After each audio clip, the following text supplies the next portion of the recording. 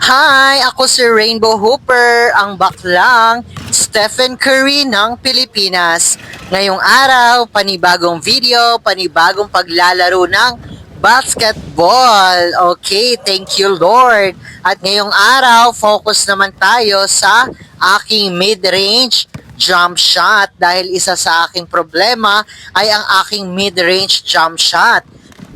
At kalimitan sa mga player ngayon ay gusto puro 3-point line at isa na ako doon.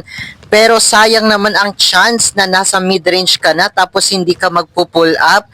Sayang yon kapag nag-shoot, 'di ba? Dahil sa basketball hindi lang puro 3-point line.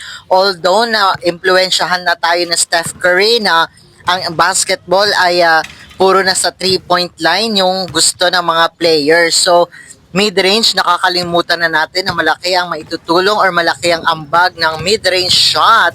So ngayon mga ka-hooper, yan ang ginagawa ko, yung mid-range shot. So kung meron pa kayong mga drills na gustong ipagawa sa akin, go ahead, mag-comment kayo dahil papanoorin or babasahin ko yung mga comment nyo and then i-research ko dahil mag-26 na, 2026. So kailangan pa nating mag-improve dahil marami pang kailangan ng improve sa Rainbow Hooper.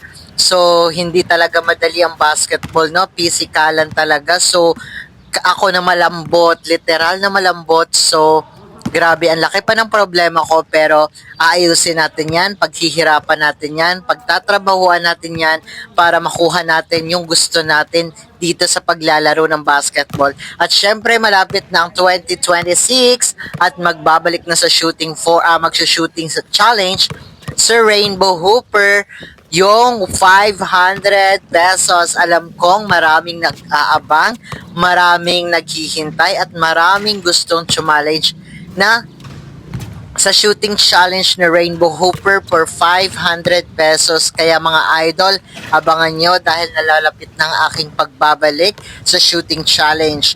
So for 500 pesos, kaya sa ngayon, sana po ay patuloy nyo pa rin po ako suportahan sa aking mga social media account like Facebook page, TikTok, YouTube, and Instagram. Meron na rin po ako, Rainbow Hooper. I-search nyo na lang.